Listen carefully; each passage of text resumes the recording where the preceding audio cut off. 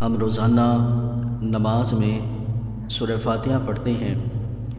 ہر رکعت میں سورہ فاتحہ پڑھی جاتی ہے اور ہر رکعت کے اندر ہم رب ذوالجلال سے ایک دعا مانگتے ہیں، صراط الذین انعمت علیہم، کہ اے رب ذوالجلال ہمیں ان لوگوں کے رستے پر چلا کہ جو انعام یافتہ لوگ ہیں۔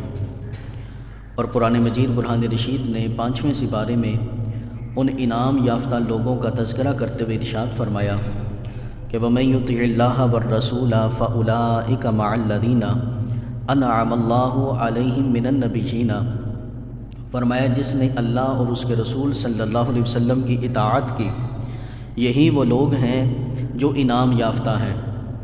انعام یافتہ لوگوں میں سے اللہ نے 4 طبقات کا ذکر کیا، فرمایا من النبیین، نبی جو ہیں یہ سب انعام یافتہ ہیں، والصدیقین، جتنے بھی صدیقین ہیں یہ سب انعام یافتہ ہیں، والشہداء والصالحین، جتنے بھی شہداء ہیں اور صالحین اولیاء ہیں یہ سب انعام یافتہ ہیں۔ فرمایا کہ ان 4 طبقات کے لوگوں کے پیچھے چل پڑو، تم اللہ اور اس کے رسول کے فرما بردار بن جاؤ گے۔ تو آج ہم اس شیخ کامل حضور سیدی و سندی حضور غوث اعظم رضی اللہ تعالی عنہ، ان کے تعلیمات کے متعلق چند فرمودات سماعت کریں گے۔ حضور غوث اعظم رضی اللہ تعالی عنہ اس امت میں رسول پاک صلی اللہ علیہ وسلم کے بہت بڑے قریبی اور بہت بڑی شان کے مالک ہیں۔ ملا علی قاری علیہ رحمہ جو کہ شارح بخاری ہیں، ملا علی قاری علیہ رحمہ لکھتے ہیں کہ کانا حسن بن علی هو القطب الاکبر، فرماتے ہیں کہ اس پوری امت کے اندر 3 قطب سب سے بڑے قطب ہوئے۔ قطب کسے کہتے ہیں؟ یہ وہ ولایت کا درجہ ہے کہ جن کی بدولت، جن کی دعاؤں کی برکت سے اللہ کریم زمین پہ بارش کا نزول فرماتا ہے۔ قطب یہ وہ ولایت کا درجہ ہے کہ جن کی دعاؤں کی برکت سے اللہ لوگوں کو رزق عطا فرماتا ہے۔ یہ قطب وہ ولایت کا درجہ ہے کہ جن کی دعاؤں کی برکت سے اللہ بلاؤں کو دور کرتا ہے۔ کہا کہ ایک وقت میں کئی قطب ہوتے ہیں، لیکن فرمایا کہ 3 قطب سب سے بڑے قطب ہوئے۔ ایک حضرت امام حسن مجتبی رضی اللہ تعالی عنہ، حضور علیہ الصلوۃ والسلام کے نواسے حضرت امام حسن یہ قطب اکبر ہیں، اور فرماتے ہیں کہ وسیدنا الشیخ السید عبد القادر جیلانی هو القطب الاوسط، اس کے بعد حضور غوث اعظم رضی اللہ تعالی عنہ یہ قطب اوسط ہے، درمیانے قطب ہیں۔ حضرت امام حسن کے بعد جنہیں سب سے بڑا قطب کا درجہ ملا وہ حضور غوث پاک ہے۔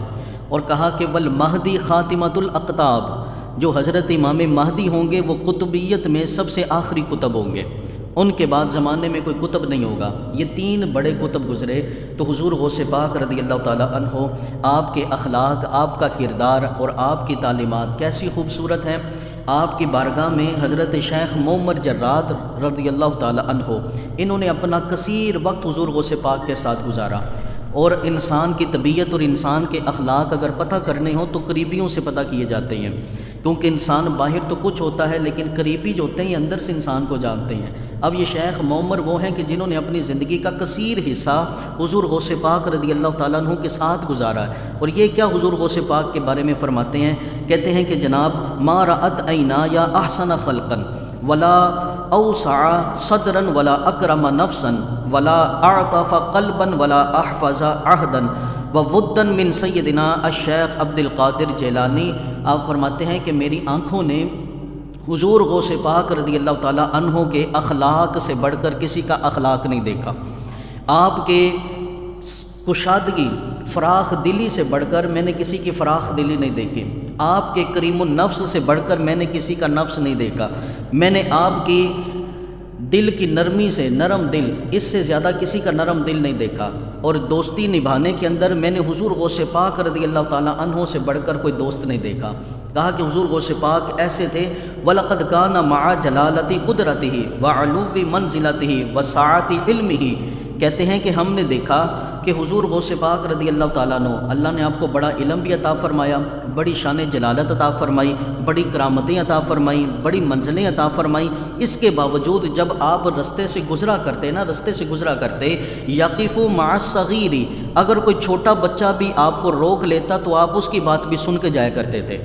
یہ نہیں فرماتے کہ میں بہت بڑا پیر ہوں تو لہٰذا میں ایک بچے کی بات کیوں سنوں، اگر چھوٹا سا بچہ بھی آپ کو روک لیتا تو آپ اس کے پاس کھڑے ہوتے اور اس کی بات سنتے، اور فرماتے وَيُوَقِّرُ الْكَبِيرَ۔ ہم نے دیکھا کہ حضور غوث پاک اپنے بڑوں کا ادب کرتے تھے، اور ان کے کردار میں ہم نے دیکھا وَيَبْدَأُ بِالسَّلَامِ، کہ جب بھی وہ کسی سے ملتے تو سلام سے ابتدا کرتے، سب سے پہلے ملتے وقت سلام کیا کرتے۔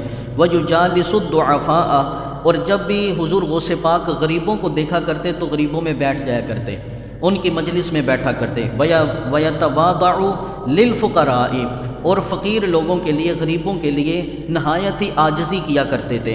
وَمَا قَامَ لِأَحَدٍ مِّنَ الْعُظَمَاءِ وَلَا أَعْيَانٍ وَلَمْ أَلَمَّ بِبَابِ وَزِيرٍ وَلَا سُلْطَانٍ۔ کہتے ہیں کہ ہم نے حضور غوث پاک کو دیکھا کہ کسی امیر، کسی بھی وزیر اور کسی بھی بادشاہ اس کے دربار میں بطور خود جاتے ہم نے نہیں دیکھا۔ جب بھی بلایا تو بادشاہوں نے اپنے پاس اگر دینی معاونت کے لیے بلایا تو حضور غوث پاک جایا کرتے تھے، وگرنہ کسی وزیر مشیر کے گھر میں آپ جایا نہیں کرتے تھے، غریبوں میں، فقیروں میں بیٹھنا پسند کیا کرتے تھے۔